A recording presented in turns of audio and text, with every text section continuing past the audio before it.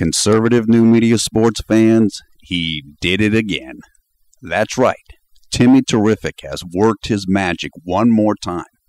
In an outstanding NFL Thursday night game that will be talked about for a long time to come, Tim Tebow led yet another fourth-quarter comeback tonight to rally his Denver Broncos past the visiting New York Jets.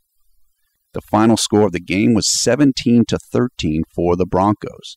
The game was played at Sports Authority Field in Denver, Colorado, and it was the first game of Week 11 of the 2011 NFL regular season.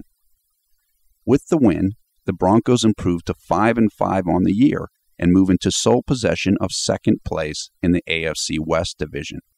Denver sits one half game behind the Oakland Raiders, who are 5-4. Following this Broncos victory, there will be many Tebow doubters who will be forced to eat crow. Chief among them this week is likely to be Jets star cornerback Darrelle Revis. In the lead-up to this game, Revis said, basically, that he felt confident that the Jets could shut down the Broncos, and he called the Tebow-led Denver offense, quote-unquote, boring. However, for all of the praise that will be justly heaped on Tebow after this win, the credit needs to be passed around to all of the Broncos.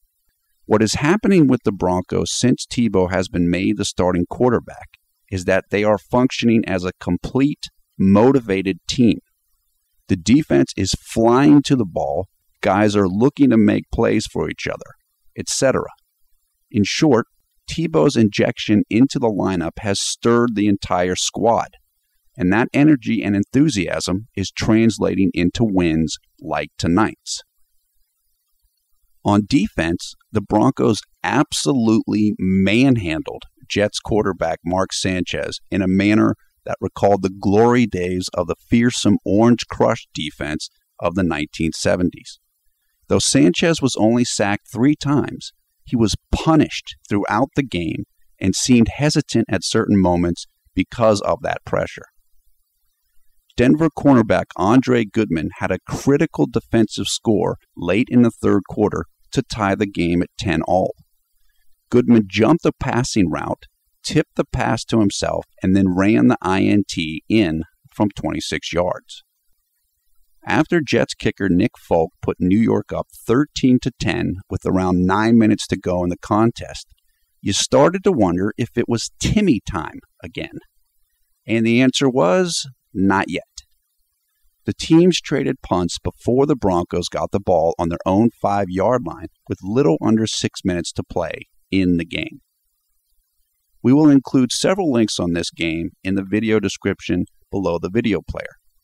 We will try to make sure that one of those links is to video highlights of the final Broncos drive to win the game.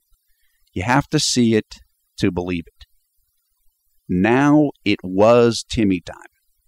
Tebow and the Broncos calmly drove the field, eating away at the clock and the Jets.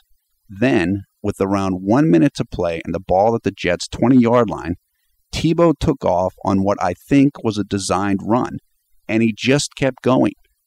20 yards later, the Broncos were in the lead, and the celebration was in full swing. He did it again. With the win, Tebow improves to 4-1 this season. Denver has won 3 games in a row. The Jets fall to 5-5 and have now lost 2 straight games.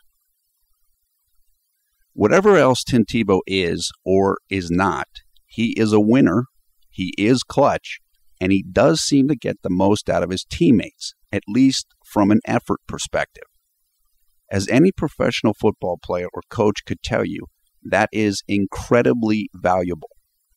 Denver feeds off of Tebow and vice versa. I don't know how long the magic ride will last or where the last stop is at, but for another week, at least, the greatest show in the NFL, not named the Packers, rolls on. Congratulations to Tim Tebow, his fans, and the people of Denver. How sweet it is. Reporting for Conservative New Media, this is Paul F. Villarreal.